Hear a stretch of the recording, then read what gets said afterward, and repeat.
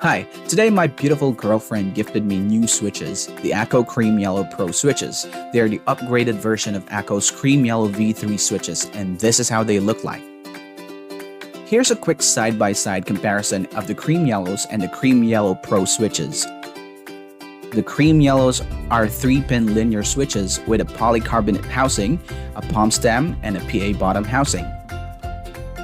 Meanwhile, the Cream Yellow Pros have 5 pins and a dust-proof stem.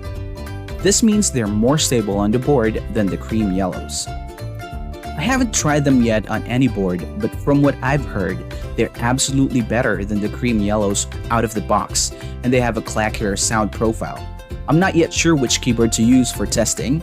I have a Final Key V65, a GMK 67, and a Tester 68 keyboard.